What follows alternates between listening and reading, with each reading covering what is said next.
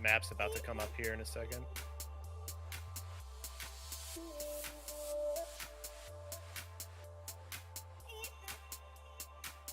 Welcome back here on Broadcast.gg. It's Labasco and Heroix here with you. It is currently 2-1 in favor of Caverna. We're going to Route 66 here, Heroix. And really quickly, we can see the setups here. Caverna on the defense first. Yeah, and Caverna defending out. They're going to go for that Moira setup. Straight up. Same way they attacked the last map, they'll defend this one. Suquinho Nation with an interesting approach, though. Doomfist, Pharah, something that SA loves to play, something a lot of other regions won't play. They love Sombra being paired up with one of these two. However, South America often liking to tandem these up. So far, the Pharah just putting out the damage into the side of Caverna. Haven't been able to find any eliminations, and as I say that, Cappy Mac falls to one of those rockets from Delavigne, as now you have Choatsu just trying to go away. Choatsu caught out, though, and Jules and Lobach will follow up afterwards, and this card should start going here in just a second, and Delavigne has himself a rocket barrage. So we have a lot of different words to describe some of these compositions that have come out of South America as well. You know, we have that chaos where you have the Doomfist, the Sombra, the Hammond, everything like that. We have Disruption where you put in some extra little bit of CC there as well. This is a different approach. This is displacement, right? I mean, you come in here, you have boops all across the board. The only thing you're lacking really is Lucio, but everything is to displace Caverna on their setup. And that it can definitely do. Barrage comes out. Delavigne will be taken down because of it, though. Eliminated by himself, but that's because of great use of flying into him. Lubbock does manage to get the rocket punch onto Snail. Finds another one into Cappy Mac. Maka almost able to get him down, but he's able to get the Meteor Strike off. Oh, just rolls out of it, though, as Maka and takes him down. Lubbock falling here, and it looks like the cart might stop for Suquinho Nation.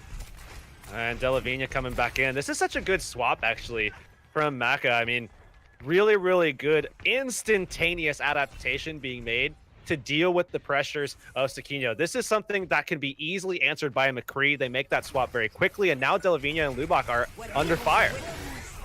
Coming under fire here due to Jules jumping in, and he manages to take two of the supports down. Using the Deadeye, just waiting for something. Can't even get darkened down as it was just about to end. Shooting onto Delavigne, but Delavigne weaving through the air, able to take him out instead. And now Silvira, the only one left alive on the cart, and they should get this first point. And as they approach this too, I would start wondering if they want to make an adjustment here to deal with Caverna, take an easy first fight, and then push momentum for the second, force Caverna to swap and utilize that to their advantage. But instead, they're not going to go for that. They're going to amp it up, just go straight in with the same exact composition, knowing that Maka can be the answer directly to Delavigne and Lubbock. Still, they're going to take the head-to-head. Some good movement coming out, though, from Delavigne, trying to make sure he stays alive and doesn't get taken down by that McCree. So far, so good. The cart continues to move for them, but Cappy Mac, in the meantime, finds the diving in Lubbock, and that might cause this to turn around, but Delavigne committing into the barrage. We'll see if he decides to change here, too, perhaps, as this is a cleanup from Caverna. We'll see. Darken taken down pretty late, and this can continue to happen as long as Suquinho Nation stay on this composition. So I definitely, you know, as I'm talking, I definitely recommend a change. Well, what do you know? We're going to get one. Here's Dotes being brought out. And if you don't know what Dotes is, it's a same 3-3 approach that you're expecting to see with that Zen being brought in, but it is instead of the Reinhardt, you're going to get the Winston. This is a more aggressive approach where it does bring verticality as well. Diving in on towards where Choatsu is, stuns him out. High Noon coming out towards the back line and pushing forward as Maka, and he finds Lubbock, and that should be enough to maybe win this one. And Maka, for good measure, follows up with it with another one and a good punch. Easy cleanup on Isle Maka, and they're going to come through with like several ultimates into as well. But remember, Caverna, they're playing with a different look at the moment, where it is that dive setup. They still are certainly looking to keep Maka healthy right now, a la what we saw in Mbani with Delavigne. However, Suquinho Nation, as they're playing this fully robust setup, they're going to jump right in. The pressure needs to be onto Maka as often as possible. Well, pressure went on from Cappy Mac to Jules. Primal Rage coming out here. Hasn't found anything. Oh, now he's found himself Ran Kiyoshi that he can try forcing back into his team. Right into the flail and the gun of Maka. So not a good push there from Suquinho Nation. Nonetheless, Caverna stacking up the support ults. as Suquinho Nation start building things up, Caverna need to make sure that they're maintaining composure here. Having the Transcendence available for Delavinia's Graviton Surge, you have to make sure that you're keeping your mind or keeping your head in the game for things like that. As these aggressive approaches happen, look at the self-destruct going up to the top. Self-destruct won't find anything the high noon. For Maka, he was still able to hold on if the self-destruct wasn't in an area where it could get him, and he's able to get Jules, and then follows it up and takes down Delavigne. Charging into each other was Cappy Mac and the Diva. Doesn't matter though, Darkin quickly taken down here in the moment almost, and I think actually they keep the baby Diva and let him jump off the edge. Caverna stepping things up in such a big way. Maka now going over to the Zarya. I was mentioning before how they don't often do this, and this is that versatility that they can have by having Maka in this slot. This is what I was mentioning before. By allowing him to be that solo DPS role that goes to the Zarya, they can make these adjustments on the fly. 60 seconds left on the push here for Suquinho Nation. Silvera has himself a self-destruct that he's looking to maybe throw here. We'll hold on to it. He saw that the Transcendence came out and didn't need to get rid of his mech just yet. Primal Rage in from Chuaotsu as well. Chuaotsu looks for Ran Kyoshi. He does have a sound barrier on him. Jules, in the meantime, charges into Snail, so you have that orb of destruction gone and out of the fight. Delavigne able to take after the Primal Rage and Chuaotsu out, and Silvera does manage to get Delavigne, but that's okay. His team is all gone. Silvera just going to try and stall for as long as possible. They'll get another team fight here before that car can get to the doors. And not only that, but Silvera will be coming back with the self-destruct, so he can clear the payload. And when you have time waning down to that overtime section of the map here where we're going to be, you know, seeing Suquinho Nation just trying to take cover on the payload, that's opportunity for Caverna, where you can enable Schwazu to just go through and start cleaving away on unsuspecting targets. Coming back out now with their defense. Use of the bubble early on to Chuaotsu, so it's going to be on the 10-second cooldown. Something they can maybe take advantage of here, but Jules falls. Chuaotsu back onto the front line, able to take him down. So there still has that self-destruct, has to use it here. Probably won't get much, although there was the Graviton Surge for his team to get caught into in the moment, but they are able to stay alive through it thanks to Transcendence. Have another ultimate committed in the rally. Nobody falls yet. Now Snail gets Ran Kyoshi. So Caverna starting to maybe turn this one around. Rallies used on either side now, but Maka pushing through with Darkin. Delavigne close to falling. Chuaotsu, it's Jules who is coming back in, charges into him, and takes him down with the Fire Strike. And so does another one fall, as this is going the way of Caverna. Overtime has started here. Just one player left alive on the cart, and Caverna will clear it off after they get this Lucio. And now Suquinho Nation have to have a great hold on first point. It's going to be so difficult. I mean, we saw them, they have the capacity to make that full hold, right? We saw going into the half, right before it, we saw Suquinho Nation make the hold. It was all about putting as much as you can into Delavigne. That was the name of the game. If you could throw all of your resources, allocate every single cooldown, every single ultimate, support him in every single way possible, you can get the job done here.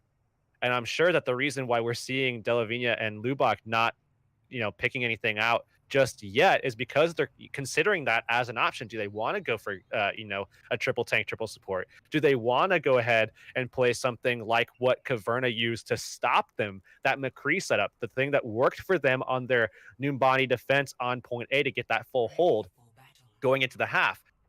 Or do they want to do something entirely different? This is something that we saw, I believe, week 1. Lowlife was the guy who came out with the Roadhog on this particular map. It worked phenomenally, and it was also very good at clearing the point and utilizing the environment to their advantage. Suquinho Nation, if they can pull that off here again, and they have the sustain to do it, as long as Caverna doesn't bring in an Ana, which we haven't seen much of outside of Kahlo a few times, in particular the last map, they can really, really benefit here. And I have to wonder if Caverna is going to be able to adapt to this, or if they're just going to run right over it. Well, you can learn to adapt as a broadcaster if you join us at Broadcast.gg. We help you grow, and we're constantly creating opportunities for exposure and practice, just like this one, as we continue to push esports forward. You want to join us? Well, there's a link to the Discord down below. Be sure to get on that. As the doors do open here in just a moment, we see Maka going out and scouting at the start for Caverna. They've spotted out where Suquinho Nation is, looking for the hack. Can't quite get it on. Cappy Mac now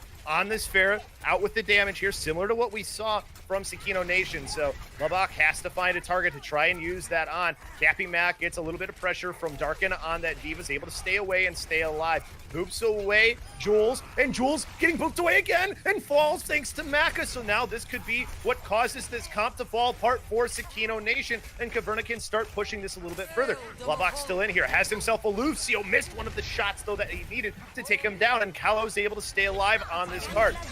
Managed to get hooked for a second, and now EMP comes out. Suquinho Nation's gonna fall here thanks to this, especially with that barrage that comes through.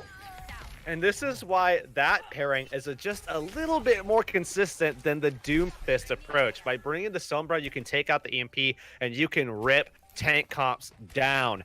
You can be consistent against them, even if it's Moira, certainly if it's Zen, but Caverna get the job done, and they are just, you know, a few minutes away from possibly just getting the entire job done. If they can close this map out, they have the right comp here.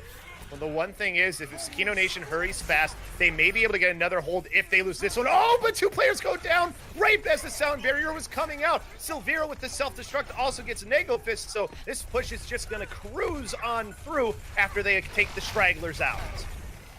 As they go forward, too, I mean, they're just collecting kill after kill, and getting these staggers is so important because as they get through this portion of the map, they're not allowing Suquinho Nation enough time, or rather, they're making sure that Suquinho Nation doesn't have enough time to get set up. You can see Rankyoshi already taking pressure here. Maka's already positioned so aggressively as well, but here's Suquinho Nation instead going for the retake. Can they get in? They are able to get in, so they do manage to at least get one more, but Cappy Mac doesn't really care that that's happening. His barrage and then the quintuple kill afterwards, hitting that rocket on the player just at the end, and Nagelfist, who was on the wall as Lucio, didn't matter.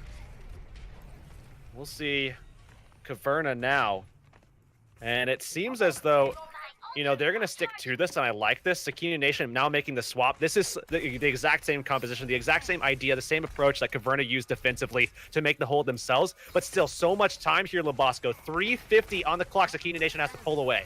And they have an EMP available here too, and they quickly use it onto Lubbock. Maka felling him, self-destruct coming in from Suquinho Nation. Not going to matter. Caverna just cleaning this one up, and Suquinho Nation going to have to try and regroup. Darkin just stalling for as much time as possible, and they're going to keep him alive at least for a moment, then quickly eliminate him off the cards. Suquinho Nation, one more opportunity with 3:20. If they make the stop here, they have to continue to be stalwart. Absolutely stalwart in this defense, and now we're going to be seeing them come out. Rankyoshi is not close enough to the Transcendence, in my opinion, to hold this one out. Schwazu right into the backline, has the Primal Rage as well. Uses it too. Oh, he got stunned out. Gets forced away as well, but it doesn't matter. Maka and Cappy Mac combining here, clearing up this team that's on the point for Suquinho Nation. Are you kidding me? Cappy Mac is insane. Absolutely nuts. And they're going to win this map. They're going to go to these first to stall it. Cappy Mac again. It's a 3-1 win for Caverna Esports. They take the upset here for a team that people thought were looking so good after week 1 in Suquinho Nation. 0-5. Let me remind you, 0-5 was their record last season. Map score 5-17, the worst, absolute worst map differential of the entire season 2 roster. I mean, this is a team that has bounced back in a way that nobody expected. Suquinho Nation, absolutely, they were the team to look out for on the trials docket, right? They were the team everybody was looking at. They were the team everybody was expecting to be top 3 in this Group A. However, Caverna, with the bounce back of the entire year, and I can say that with absolute certainty because we're nearing the end of it, Caverna, I am astounded by that ability to completely make that big pivot and take down Suquinho Nation. And when you look at it for Caverna, they moved to 1-1. Suquinho Nation moved to 1-1 as well. So Caverna closing that gap on the map pool. But to break everything down and more, we have our amazing desk of Lafon, Naori, and of course, our awesome host in Pokemon Panda. Take it away. Thank you, gentlemen. Great cast and coverage of that amazing series. Like Yerix was noting, TSN, they were coming in the trial team to look out for. They were more than dominant in their first week matchup, winning 4-0 convincingly against their adversaries in week 1. But Caverna came out of the gates, and in my opinion, a little bit of an upset, Lafon. They were looking pretty darn good today. I think that's underselling them, quite frankly, I'm because sorry. that's like they looked fantastic. Aside from the one map they lost in the series on Numbani, which perhaps just wasn't their pick. I mean, first off, it wasn't their pick. Numbani was picked of course, by the Suquinho Nation. So the fact that their map pick did not go well, or their opponent's map pick did not go well, is not really a surprise to me. But the fact is that the rest of the time they just looked like the better team. I think Caverna has, last week we were talking about the fact they didn't have identity. They didn't really know how they wanted to play as a team. They were doing weird swap ups every single map. They were trying to force things. All of that was gone. Even the fact that they were switching roles was a positive today, not a negative. If you look at the Hanamura and Silvera switches over to the Doomfist and absolutely wrecks house. It's absolutely insane. And for TSN, you've got to have questions leaving this matchup, because this was a game where all of us here pretty much predicted TSN to be taking the victory over Caverna, and Caverna just comes out swinging. Coming out swinging, like you said, I'm sorry, Caverna. Underselling. My bad, fam. I didn't mean to undersell you there, but coming out swinging is a good way of putting it. And knocking it out of the park for us, Naori, was definitely Maka. His McCree stood out to me more than anything else, but I'm sure you had a little bit more to say about this DPS player. Yeah, I mean, not just his McCree, his Farah was absolutely ridiculous. Suddenly, out of nowhere, we're seeing this DPS. And it's like, so we've seen him on these, like, in the back line, we're doing the goats compositions, and he's kind of there and he's doing his thing. And then we move on to Root, and suddenly I can't describe it. It was like last week, the same thing we saw with Sam coming through with his Farah. Maka just did the same thing. He came out and he absolutely dominated. And on the previous map as well, hitting those shots on McCree. And I'm going to bring it back to Well. That is why they did so well on Well. The way that they open up space for Maka on that McCree, the way that they use their tank line, the way that their supports put resources into him, opens up so many opportunities for him to just slay everyone. And his ultimates were so good. He did that amazing swan dive from above, and like, I'm blown away. I'm absolutely blown away by Caverna's performance, especially because I was one of the ones that was so vocal about believing that they weren't going to win this. And they just proved me wrong, and I'm really glad that they did. They turned it around. They came from nowhere. As Lafon was saying, we've got now that synergy that's come through. They're working better as a team, and it's really paying off. And I am so psyched to see them next week. I think we're all equally amazed and really taken by how Caverna really pulled out this victory against TSN. TSN, stumbling along the way, they were still able to pull a map score, or a +1 map score on their docket for themselves going into week 3 of their matches. But like Labasco was noting towards their end of the cast, we do have a multitude of teams being at 1-1. It's for Group A thus far, of course, besides the reigning base tryhards champion of previous seasons. But before we leave here on the desk and we get ready for our third and final match, I gotta ask, because I didn't ask in the first set. Lafon, your player of the game. Oh man, I think I I know. flip-flopped throughout the entirety of it. If you'd asked me Same. after Numbani, it would have been Ran Kyoshi, but I think towards the end of it, I think Showasu for me has to be one of the ones that are up there for sure. The main tank play was stellar towards the end of the series, and I think you live and die by your main tank, and Showasu was really bringing it. But it's a team effort, and for me, I think Caverna as a team stepped up. This is a case. I think the MVP for this one though is actually Caverna learning to play as a team, something that we didn't see from them last week. So I think Growth is my MVP here. Big MVP over there. Growth, well-oiled machines. You get the MVP card from Lafon. Naori, who is yours? I'm going to say quietly in the back line, where no one really notices that you exist, Snail H on that support was just absolutely ridiculous. I mean, there was a moment on Hanamura where it looked like TSN were going to take point.